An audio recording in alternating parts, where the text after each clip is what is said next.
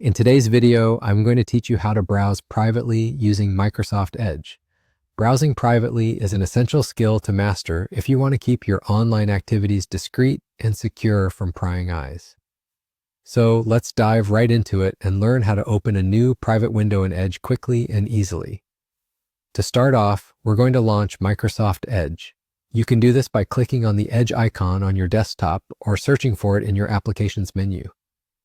Once Edge is up and running, let your eyes travel to the top right corner of the screen. Here you'll spot an icon with 3 dots. This 3-dot icon is your gateway to a variety of customizable options and settings within Edge. Now go ahead and click on those 3 dots. Once clicked, you'll see a drop-down menu appear. This menu presents several options, helping you tailor your browsing experience just the way you like it. For our current purpose, we're interested in something called a new in-private window. Within this drop-down list, look for the option labeled New in-Private Window and give it a click.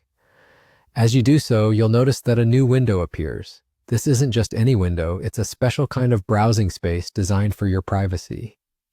Browsing in this mode ensures that your history, temporary internet files, and cookies won't be saved once you close the window. It's perfect for when you're shopping for gifts on a shared computer or just want a layer of privacy.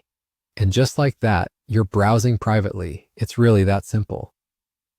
Microsoft Edge has made it incredibly easy to switch over to a private session whenever you need to. Remember, while in-private browsing provides a good level of privacy against casual snooping, it doesn't make you completely invisible online. Websites can still identify your device, and your activity might still be visible to your internet service provider or network administrators.